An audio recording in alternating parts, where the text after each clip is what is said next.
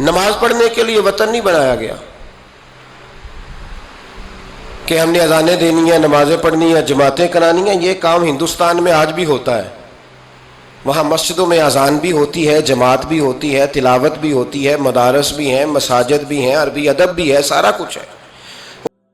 صلی اللہ تعالی علیہ وسلم نے ہمیں ایک مکمل دستور حیات عطا فرمایا ہے، اور حضور صلی اللہ تعالی علیہ وسلم نے ہمیں پچھلی ساری قوموں سے جداگانہ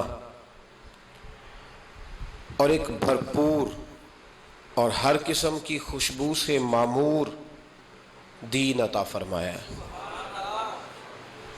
کسی بھی اور قوم کی تھوڑی سی چیز کو بھی اسلام کے اندر شامل کرنا یا کچھ تھوڑی سی کسی سے کوئی چیز مستعار یا ادھار لینا، اسلام اس کو پسند نہیں کرتا۔ نبی پاک صلی اللہ تعالی علیہ وآلہ وسلم نے فرمایا، اہل یہود بغیر ٹوپی کے دستار باندھتے، جب سر پہ پگڑی باندھتے تو ان کے سروں پر ٹوپیاں نہیں ہوتی تھی۔ فرمایا تم نے ٹوپی پر دستار باندھنی ہے، یہودیوں کی مخالفت کرنی ہے، تم نے اہل یہود کی مخالفت کرنی ہے۔ فرمایا نصارہ کا طریقہ یہ ہے کہ وہ درمیان سے مانگ نہیں نکالتے، سر میں جب کنگھی کرتے ہیں تو درمیان سے مانگ نہیں نکالتے، تم نے درمیان سے مانگ نکالنی، ان کی تم نے مخالفت کرنی۔ فرمایا آتش پرست یہودی اور بہت ساری قوموں کا طریقہ یہ ہے کہ مونچھیں بڑی رکھتے ہیں، داڑھیاں چھوٹی رکھتے ہیں۔ فرمایا تم نے ان کی مخالفت کرنی ہے، مونچھوں کو پست کرنا ہے اور داڑھیوں کو بڑا کرنا ہے۔ کوئی چیز کسی اور کی مستعار لے کر دین میں شامل کرنے کو نبی پاک صلی اللہ علیہ وسلم نے پسند نہیں فرمایا، پسند نہیں کیا۔ فرمایا یہ کام تم نے نہیں کرنا، تمہاری علیحدہ ایک شناخت ہے، تم مسلمان ہو، تمہارا اٹھنا بیٹھنا کھانا پینا چلنا سونا جاگنا حتیٰ کہ تمہارا نماز جنازہ بھی دوسروں سے منفرد ہے۔ تم لوگوں نے کسی اور قوم کی کسی تھوڑی سی بھی چیز کو اپنے معاملات میں شامل نہیں کرنا۔ اس کو کہتے ہیں دو قومی نظریہ، یہ نظریہ ہے۔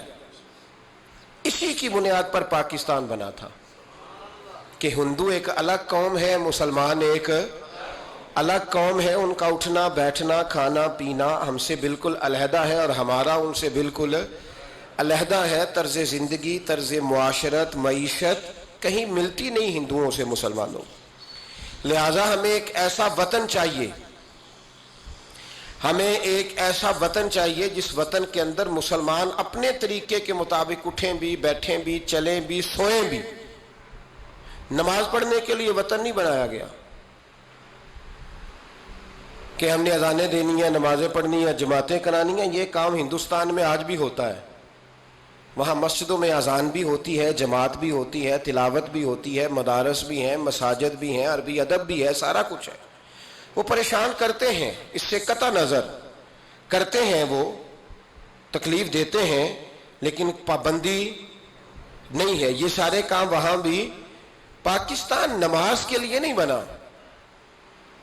پاکستان تلاوت کے لیے فقط نہیں بنا، پاکستان نبی پاک کے نظام کے لیے بنا ہے کہ کچہری میں حضور کا دین نافذ کیا جائے گا، اسمبلی میں نبی پاک کا دین نافذ کیا جائے گا۔ حضرت عمر فاروق رضی اللہ تعالیٰ عنہ کے طریقوں کے مطابق حکمران اس ملک کو چلائیں گے، اس لیے پاکستان بنایا گیا تھا۔ اب تو کوئی یہ نعرہ نہیں نہ لگاتا، کوئی جماعت بھی یہ نعرہ نہیں لگاتی جتنی سیاسی جماعتیں ہیں۔ حالانکہ پاکستان کا نعرہ آج بھی ہر آدمی کو پتہ ہے کہ پاکستان کا مطلب کیا، لا الہ الا اللہ محمد رسول اللہ صلی اللہ تعالی علیہ۔ لیکن کوئی بھی سیاسی جماعت اب اس نعرے کو لگانے کو تیار، بلکہ اس نعرے سے کامتے ہیں سیاسی حکمران، ان کو ڈر آتا ہے، ان کو پتہ ہے کہ جب پاکستان کا ترجمہ لا الہ الا اللہ محمد رسول اللہ ہوگا تو سب سے پہلے ہمارے لیے مشکل بنے گی، ہمیں سب سے پہلے احتساب کے کڑے مراحل سے گزرنا پڑے گا۔ دیکھیں نا، جمہوریت کے لیے اگر پاکستان بنا تھا تو جمہوریت تو میں ہمیشہ کہتا ہوں ہندوستان کی جمہوریت آج بھی پاکستان سے بڑی مستحکم ہے، ایک دفعہ بھی وہاں ڈکٹیٹر کی حکومت نہیں آئی۔ تو یہ جو ہمیں بتایا جاتا ہے، سبق پڑھایا جاتا ہے، ہماری نوجوان نسل آج تک ہر آدمی آتا ہے۔ میں نے کافی پہلے بھی کہا تھا کہ لوگ ہمیں نئے نئے نکات دیتے ہیں، کوئی 10 نکات دیتا ہے، کوئی 14 نکات دیتا ہے، کوئی 16 نکات دیتا ہے. ہمیں ضرورت نہیں تمہارے نکات کی، اس لیے کہ ہمیں سارے نقطے خطبہ حجت الوداع پہ نبی پاک نے عطا فرما دیے ہیں صلی اللہ تعالی علیہ وسلم. کسی نقطے کی ضرورت نہیں ہے، ہم حاجت نہیں محسوس کرتے. جب کوئی پارٹی منشور دیتی ہے، دستور دیتی ہے، تو میں تو حیران ہوتا ہوں کہ کیا کر رہے ہیں یہ لوگ. ہمیں ضرورت نہیں کسی منشور دستور کی. سارے منشور، سارے دستور، سارے قانون، ساری باتیں آمنہ کے لال ہمیں عطا فرما گئے ہیں، ضرورت نہیں ہے. پاکستان بنا تھا 2 قومی نظریے کی بنیاد پر. نظریہ کیا ہے؟ لا الہ الا اللہ محمد رسول اللہ صلی اللہ تعالی علیہ. حکمران اس کو بھول گئے اور انہوں نے قوم کی ذہن سازی اس طرح کی، میڈیا کو ساتھ ملا کے بچوں کا ذہن اس طرح کا بنایا کہ قوم بھی تیار نہیں ہوتی. نظام مصطفیٰ صلی اللہ علیہ وسلم کے لیے قوم تیار، حالانکہ کافر کو آپ کی نماز سے کوئی مسئلہ نہیں. یورپ میں کبھی پابندی لگی ہے کہ مسجد نہ بناؤ؟ کبھی وہاں کسی نے کہا ہے قرآن پاک نہ لے کے آؤ؟ کبھی کسی نے کہا ہے؟ وہاں پابندی نماز پہ نہیں ہے. ان کو ڈر تو نظام مصطفیٰ سے آتا ہے کہ دین نافذ نہیں ہونا چاہیے. تو میرے بھائی، پاکستان ایک نظریاتی وطن ہے. جتنا دوڑ سکتے ہیں میں اور آپ دوڑ لیں، جتنا دوڑ سکتے ہیں. جہاں تک یہ قوم بھاگ سکتی ہے بھاگ لے. یہ اس چہرے کو اپنا لے یا اس چہرے کو اپنا لے یا اس کو آزما کے دیکھ لے. چونکہ اس وطن کی بنیاد کلمہ ہے تو یہاں سکون بھی اسی وقت آئے گا جب حکومت بھی کلمے والے رسول کی آئے گی صلی اللہ تعالی علیہ وسلم صلی اللہ تعالی. اور اسلام ہر جگہ یہ بتاتا ہے کہ ملک کس کے ہیں؟ اللہ کے. تو نظام کس کا ہونا چاہیے؟ اللہ کا، اللہ کے دین کا. دنیا کی سب سے بڑی ہجرت ہوئی تھی جب پاکستان بنا تھا. دنیا کی سب سے بڑی ہجرت. 10,000 عورتوں کی عزتیں لوٹی گئیں جب یہ وطن بنا. لاکھوں لوگوں نے جانوں کی قربانیاں دیں. ابھی 15-20 سال پہلے ہندوستان کا پنجاب کا جو علاقہ ہے اس کو کھولا گیا تو ایک کنویں سے ابھی بھی ہڈیاں ملی ہیں جو سکھوں نے کاٹ کر مسلمان کنواں ہی پورا بھر دیا تھا. اس تکلیف کے ساتھ وطن بنا. کس لیے؟ جمہوریت کے لیے، حکمرانوں کے للے تللے کے لیے، ان کی بڑی کاروں جیپوں اور مرسڈیز کے لیے. اس لیے کہ یہاں روز نیا بل آئے گا، آج گورنر راج ہے تو آج فلاں ہے تو آج فلاں ہے. یہ ساری حکومتیں اگر وہی قانون جو انگریز کا بنا ہوا ہے اور وہی ساری دفعات جو آپ کے ہاں نافذ ہے وہی ہندوستان میں نافذ ہے تو بتایا جائے پھر وطن کیوں بنایا گیا تھا؟ پھر کیا ضرورت تھی؟ یہ سارے کام تو وہاں بھی ہو رہے ہیں. اس لیے میرے بھائی، وطن کے نظریے کو سمجھے. وطن بنا تھا لا الہ الا اللہ محمد رسول اللہ صلی اللہ علیہ وسلم. اور اقبال جو بانی پاکستان ہے، جو مصور پاکستان ہے، جو تصویر دینے والے ہیں پاکستان، ان سے کسی نے کہا تھا کیوں پاکستان بنانا چاہتے ہو؟ ہم جو ایک ملت جو ہیں، ہندوستانی ایک ملت ہے، قوم ہے، تو کیا ضرورت ہے؟ تو اقبال کہنے لگے اپنی ملت پر قیاس اقوام مغرب سے نہ کر، خاص ہے ترکیب میں قوم رسول ہاشمی. نبی پاک کی قوم اپنی ترکیب کے لحاظ سے ہر قوم نے خاص ہے. دین کا نفاذ چاہیے، دین نافذ ہونا چاہیے. نبی پاک ایک اسٹیٹ کے سربراہ بنے تھے. مدینہ منورہ میں حضور نے نظام بنایا. آج میں ایک نئی بات آپ سے کرنا چاہ رہا ہوں. رونا روتے زمانے بیت گئے، اب آگے کی طرف دیکھنا ہے. جو قومیں ماضی کی لکیر پیٹتی رہتی ہیں وہ مایوس ہو جاتی ہیں، ان کے جذبے ٹوٹ جاتے ہیں. اب ماضی کو پیٹنے کی بجائے مستقبل کی روشنی کو دیکھنا چاہیے. ہمیں نبی پاک صلی اللہ علیہ وسلم نے کسی وطن کی تعمیر کے لیے جو جذبات دیے ہیں ان جذبات پر ہمیں غور کرنا چاہیے. حکمران تو جو کر رہے ہیں وہ تو کر ہی رہے ہیں، اور جو وہ کریں گے وہ بھی سب کو نظر آ رہا ہے، اور ہمیں سمجھ لگ رہی ہے کہ آئندہ بھی کیا ہونے جا رہا ہے. ہم نے کیا کرنا ہے؟ ایک جملہ میں کہنے لگا ہوں، اگر کسی کو تکلیف ہو تو مجھے خوشی ہوگی. ایک جملہ میں کہنے لگا ہوں، اگر کسی کو پریشانی ہوگی تو مجھے بڑا ہی اچھا لگے گا. کسی بڑے آدمی کو پریشانی ہوگی تو مجھے خوشی ہوگی. وہ جملہ کیا ہے وہ سن لیں. یہ ملک حکمرانوں کا نہیں ہے، یہ ملک عوام کا ہے. اس لیے کہ حکمرانوں کے بچے تو یورپ میں رہتے ہیں، ان کی تو ٹکٹیں بک ہوتی ہیں، جب تک یہ اسمبلی میں ہوتے ہیں یہاں ہوتے ہیں، اور جب حکومتیں ختم ہوتی ہیں تو یہ یہاں موجود، ان سب کے تو باہر کاروبار ہیں، رہائشیں ہیں، اولادیں ہیں، تو یہ وطن کس کا ہے؟ پاکستان وطن کس کا ہے؟ یہ ہمارا وطن ہے، یہ حکمرانوں کا نہیں ہے۔ دیکھیں نا، گھر اس کا ہے جس نے گھر کے اندر رہنا ہے، جس نے گھر میں رہنا نہیں اس کا وطن ہم نے رہنا ہے، ہماری نسلوں نے رہنا ہے، ہمارے ماں باپ رہے، ہم رہ رہے ہیں، ہماری آنے والی نسلیں رہیں گی، تو وطن پھر کس کا ہوا؟ ہمارا۔ حکمرانوں کا وطن گھر جو ہمارا ہے، تو ہم کسی کے ذمہ کیوں لگاتے ہیں؟ ہم اپنے وطن کا خود خیال کیوں نہیں کرتے؟ ہم کیوں نہیں یہ محسوس کرتے کہ وطن سب سے پہلا کام 14 اگست ہے؟ پاکستان کے عزم نو کے لیے، ایک روشنی کے لیے، نوجوانوں کے لیے چند باتیں کرنا چاہتا ہوں۔ پہلی بات اپنے ذہن میں بنائیں کہ وطن کی جو محبت ہوتی ہے نا، حب الوطن من الایمان، وطن کی محبت ایمان کا حصہ ہوتی ہے۔ اس بات کو یاد کر لے۔ میرے نبی پاک علیہ السلام مکہ مکرمہ سے تشریف لائے تھے، حضور مہاجر بن کے مدینے آئے تھے، لیکن بخاری مسلم کی ایک ایسی حدیث ہے جس کی میں نے کبھی شرح نہیں پڑھی، اور میں اس حدیث کی شرح میں کبھی نہیں گیا اور جانا چاہتا بھی نہیں۔ نرالا رنگ ہے اس حدیث پاک کا۔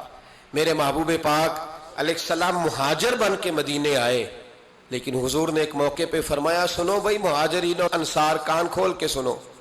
اب مہاجرین میں شامل کون کون تھے؟ حضرت ابو بکر صدیق، حضرت عمر فاروق، حضرت عثمان غنی، حضرت مولا علی، حضرت مصعب ابن عمیر، حضرت بلال حبشی، یہ سب لوگ مہاجر تھے، لیکن حضور نے وطن کی محبت بیان فرمائی۔ میرے محبوب نے فرمایا، یاد رکھنا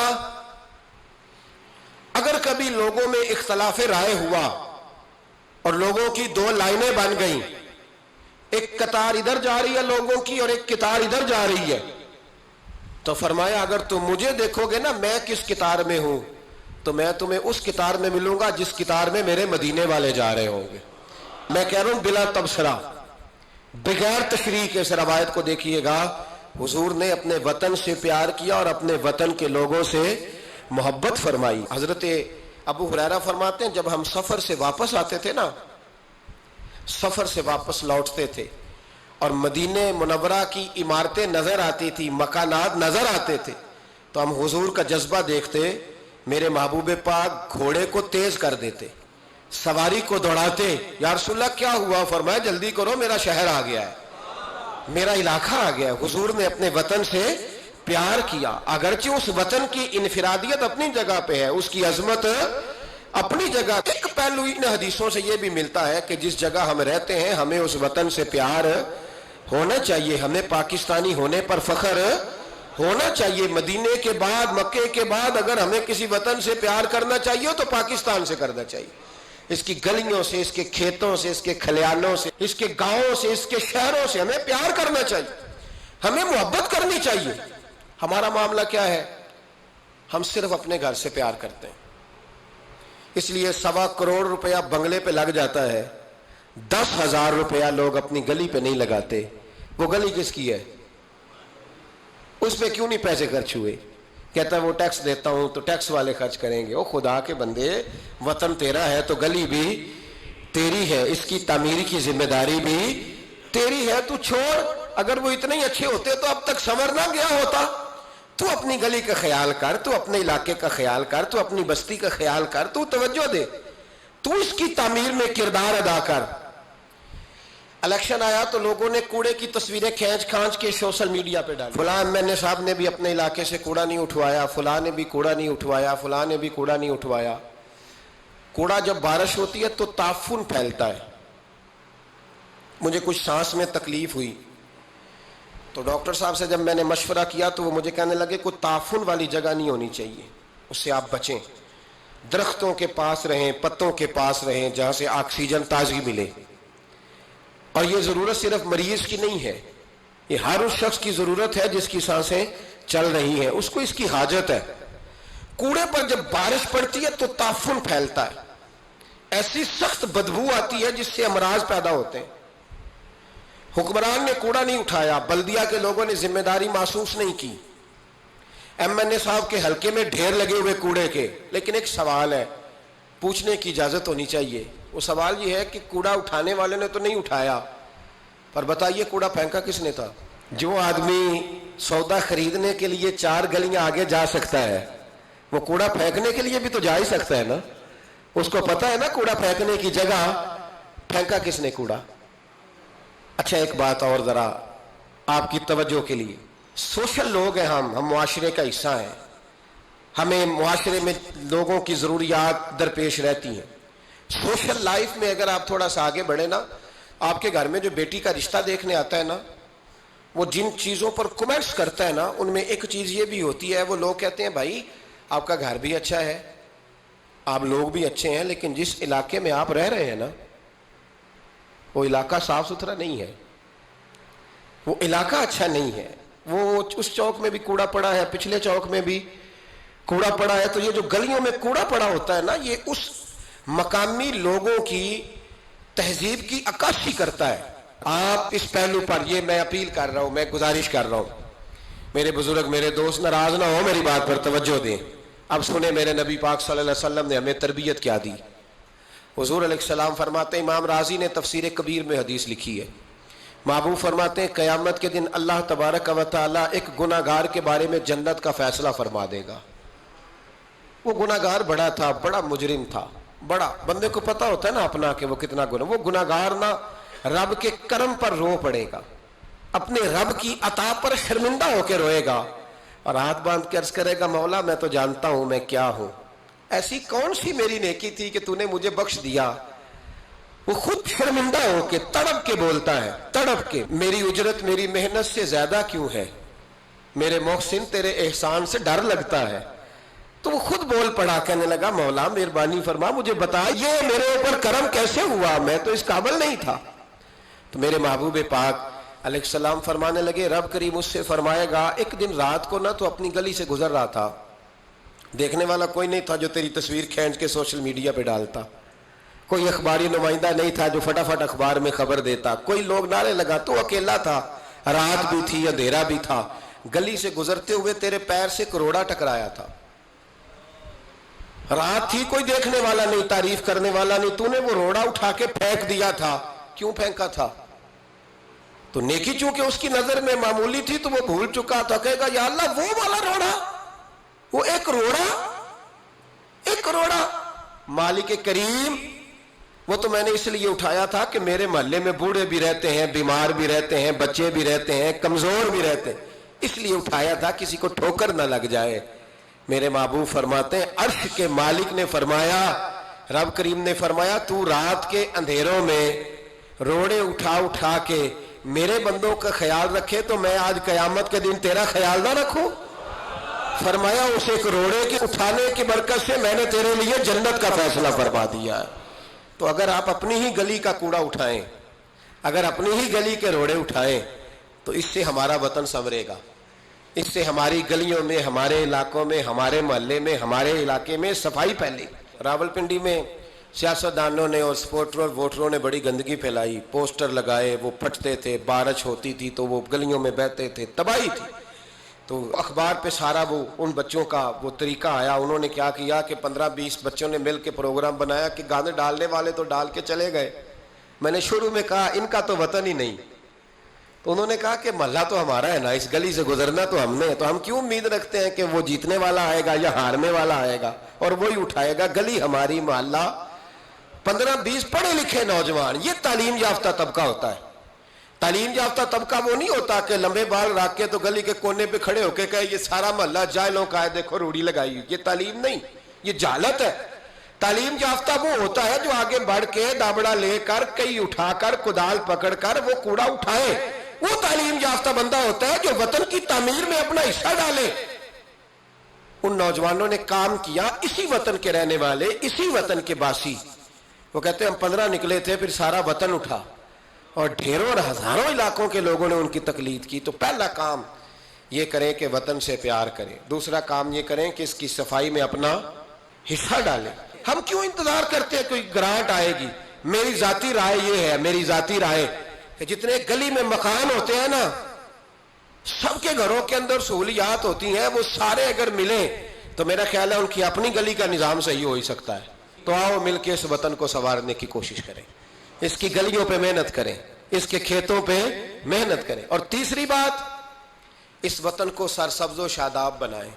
क्या अंदाज है मेरे महबूब के समझाने का. ये बुखारी की हदीस है. मेरे महबूब फरमाने लगे, जिसने कोई एक दरख्त लगाया, जिसने कोई एक दरख्त लगाया या पौधा लगाया या कोई ऐसी चीज लगाई, फरमाया उससे कोई इंसान नफा उठाए या उससे कोई जानवर नफा उठाए, फरमाया जब तक लोग नफा उठाते रहेंगे रब लगाने वाले के नामा अमाल में नेकियां दर्ज फरमाता रहेगा.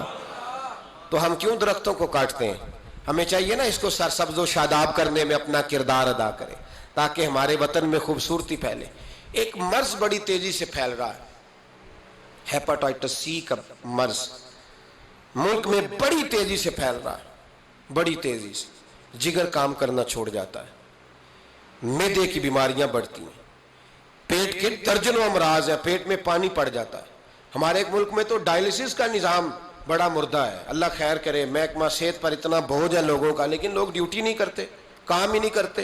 गुस्सा ही बड़ा आता है डॉक्टर हज़रात को, इल्ला माशाअल्लाह. मरीज तकलीफ से करा रहा है लेकिन वो कह रहा है अब ठीक है, सरकारी नौकरी इसी तरह की होती है, मौज करनी चाहिए. खैर सलाह.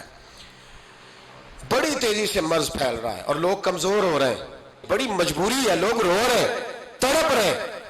और ये दुख वही समझ सकता है जिसका घर में कोई बीमार होता है. आओ ना इस वतन के लिए कुछ करें, कोई हिम्मत करे, कोई जद्दोजहद करे, कोई कोशिश करे. आओ कुछ करें इसके लिए. क्या करें. इस हेपेटाइटिस सी की बीमारी से लड़ने का सबसे पहला हल डॉक्टर ये बताते हैं कि पानी अगर लोग साफ पीने लग जाए, अगर पानी साफ मिलने लग जाए तो इन बीमारियों में 90% कंट्रोल हो सकता है. यार सिर्फ साफ पानी, लिबार्ट्री के टेस्ट के मुताबिक जो बड़ा महंगा बोर भी है वो भी लाख रुपए से नीचे है. एक गली में अगर एक बोर हो जाए ऐसा जिसका पानी जबरदस्त हो तो कितने लोग हैं जो बचेंगे, कितने लोग हैं जो इस आजमाइश से बचेंगे. मैंने मस्जिद में वो बोर कराया, टूटी बाहर निकाली. मैं एक दिन रात को 1:30 बजे आया तो बाहर टूटी से 2-3 लोग पानी भर रहे थे, 2-3 लोग. तो 1:30-2 बजे रात के. तो मैं नीचे उतरा तो मैंने कहा खैरियत है. अचानक मेरी तबीयत में ये ख्याल आया कि कोई मजबूरी हो गई होगी इस वक्त, कोई मरीज ना हो. कहने लगे पानी पीना था, घर में पानी खत्म हो गया था, तो मैं भी देर से आया हूं, कहीं गया हुआ था, अभी पहुंचा हूं. तो घर वालों ने बताया. तो मैंने कहा ठहर जाओ, घर वाला पानी नहीं पीना, मैं आपको वो पानी ला के देता हूं जो लिबार्ट्री से टेस्ट शुदा है. और 3-4 दफा मैंने इसको भेज के टेस्ट कराया. अब सुनो इसकी बेस क्या है. इसकी बेस क्या है. हम तो समझते हैं ना कुल शरीफ पे सिर्फ चने रखने चाहिए, हम समझते हैं कुल शरीफ पे फल आना चाहिए और बिरयानी पकनी चाहिए. तिरमिजी की हदीस है, हजरत साद रदी अल्लाह तआला अन्हु की अम्मा इंतकाल कर गई. आंखें अर्ज करने के या रसूल अल्लाह अम्मा फौत हो गई है, कुछ करना चाहता हूं. तो मेरे महबूब ने फरमाया मदीने में मीठे पानी के कुएं कोई नहीं, किल्लत है, तू एक कुआं खुदवा दे, लोग पानी पीते रहेंगे, रब करीम तेरी अम्मा को कब्र में राहत अता करता रहेगा. हजरत साद ने कुआं खुदवाया. कुर्बान जाऊं महबूब की अजमत पे. मेरे रसूल पाक ने आज हमें साफ पानी पीना मुहैया करने के लिए कल 1450 साल पहले नसीहत कर दी. फरमाया ये कुआं साद ने अपनी मां के लिए खुदवाया है, इसका नाम है साद की मां का कुआं. बीरे उम्मे साद हुजूर ने उसका नाम रखा. कितना को खर्च आएगा अगर गली वाले सारे मिलके एक साफ पानी का बंदोबस्त करें, अपने दोस्तों को, गली वालों को, मोहल्ले वालों को इस वतन की तामीर में अपना किरदार अदा करें. अब क्यों तवक्को रखते हैं साहब के चेयरमैन साहब ही आके करेंगे, वो तो मिले नहीं कभी. जिनकी ड्यूटी थी गली गली घूमने की वो तो कभी आए नहीं. ये आपके चेयरमैन है, आपके एमएन है, आपके एमपी है, ये इतनी बुलंदी अजमत किरदार नहीं रखते कि ये आएंगे. इनके पास कहां वक्त है गलियों में घूमने का. असल लोग तो वो थे कि 24 लाख मुरब्बा मील के हुक्मरान जनाबे उमर फारूक, लेकिन चेहरे पे कपड़ा डाल के सारी रात मदीने की गलियों में घूमते, हर दरवाजे का ख्याल रखते. पर क्या करें, किसको समझाएं. लोग अपनी मर्जी करते हैं. आज मैं अज़्म नौ की बात कर रहा हूं, मैं पाकिस्तान की तामीर की बात कर रहा हूं. पहली बात ये कि इससे प्यार करें, दूसरी बात ये इसकी सफाई करें, तीसरी बात ये यहां दरख्त लगाएं, शजरकारी करें, इसको सरसब्ज करें. चौथी बात ये कि देखें हम कितना किरदार अदा कर सकते हैं. کسی کو کم از کم صاف پانی مہیا کر دیں. دیکھیں نا میرے نبی پاک علیہ الصلوۃ والسلام نے اعلان فرمایا, ایک یہودی کا قبضہ تھا میٹھے پانی کے کنویں پر, تو رسول پاک علیہ الصلوۃ والسلام نے فرمایا یہودی کا قبضہ ہے, مسلمانوں کو پینے کے لیے پانی نہیں دیتا. کیا خوبصورت اعلان ہے. پانی, نماز کی بات نہیں ہو رہی, روزے کی بات نہیں ہو رہی, حج کی بات نہیں ہو رہی, پانی کی بات ہو رہی, پینے کے پانی کی. کتنا بڑا اعلان ہے. لوگوں نے دین کو محدود کر دیا ہے کہ مسجد کے اندر آ کے نماز پڑھنا ہی خالی مذہب ہے, روزہ رکھنا ہی خالی مذہب ہے. میرے محبوب پاک علیہ السلام نے کیا ارشاد فرمایا؟ حضور نے فرمایا یہودی کا قبضہ ہے, لوگوں کو پینے کے لیے صاف پانی نہیں دیتا, میٹھا پانی نہیں دیتا. منبر پر مسجد نبی پر اعلان کر رہا ہوں. حضور فرمانے لگے جو اس سے کنواں خرید کر وقف کرے گا یہ میرے ہاتھ میں جنت کی ٹکٹ ہے. حضور فرمانے لگے مصطفیٰ کا وعدہ ہے پانی کے لیے, یعنی پینے کا پانی, یعنی لوگوں کے حلق سے پانی اترے. جاگو جاگو, وطن کے لیے کرو, محنت کرو, آگے بڑھو. میرے رسول پاک علیہ السلام نے فرمایا جو میرے مدینے والوں کے لیے پانی کا کنواں وقف کرے گا میں جنت دیتا ہوں.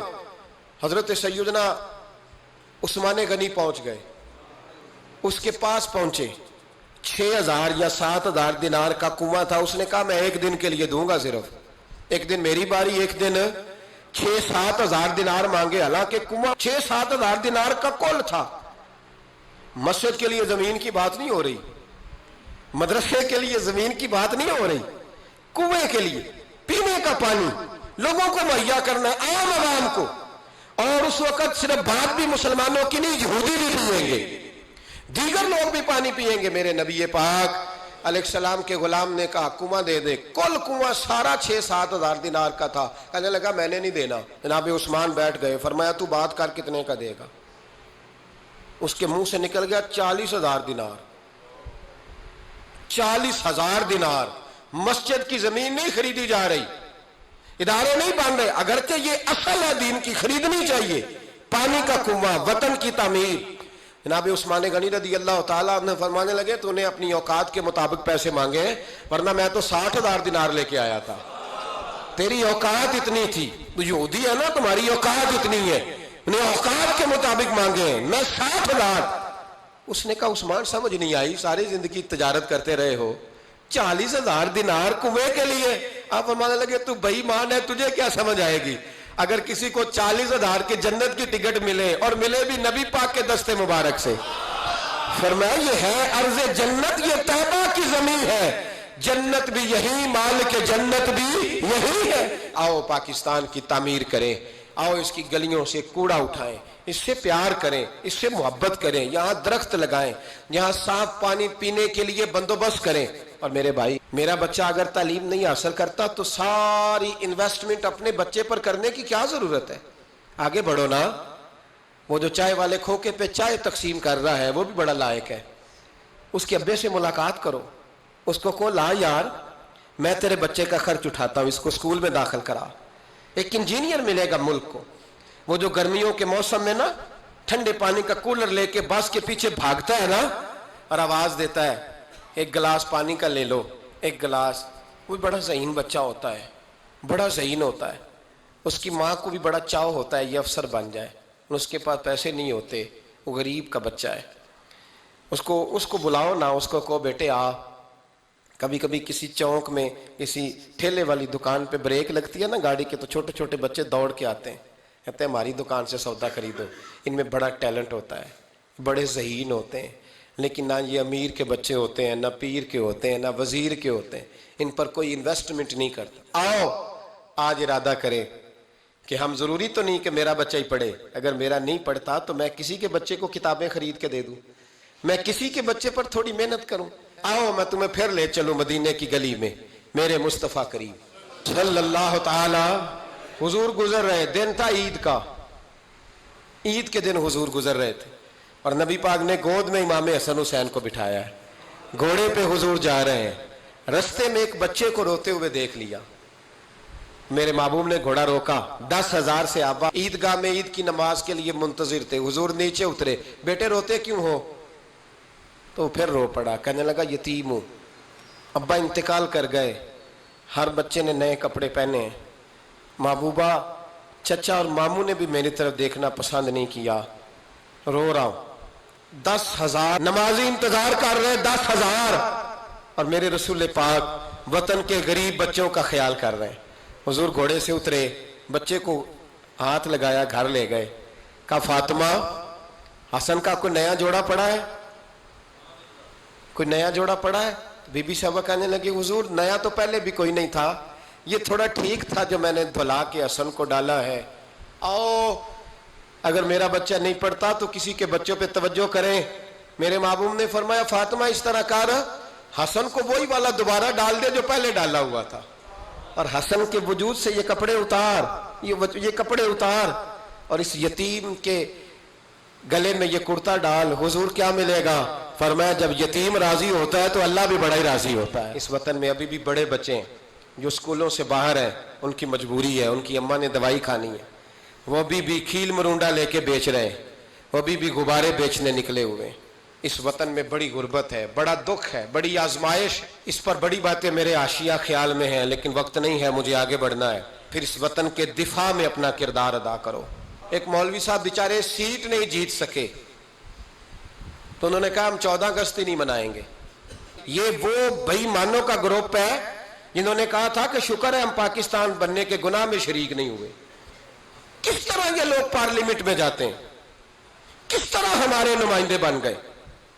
یہ وہ لوگ ہیں جنہوں نے کہا تھا شکر ہے ہم پاکستان بننے کے گناہ میں شریک ہیں, اور خواجہ قمر الدین سیالوی کو خط لکھا تھا قائد اعظم نے, امیر ملت پیر جماعت علی شاہ صاحب کو خط لکھا تھا قائد اعظم نے کہ اگر اہل سنت کے پیر مدد نہ کرتے تو پاکستان بن ہی نہیں سکتا تھا. ابھی بھی تمہیں ہوش نہیں آئی, ابھی بھی تمہیں نہیں پتا کہ پاکستان کے دوست کون ہے اور دشمن ہے. 14 اگست نہیں منائیں گے, تم اس قابل ہی نہیں ہو کہ تم منا سکو. تمہارے تو یرانے ابھی بھی باہر ہیں, ان کا یہ وطن نہیں ہے. یہ کہتے ہیں اگر اس وطن میں ہمیں کرسیاں دو گے تو ہم وطن کے دوست ہیں, ورنہ ہم وطن کے دوست ہیں.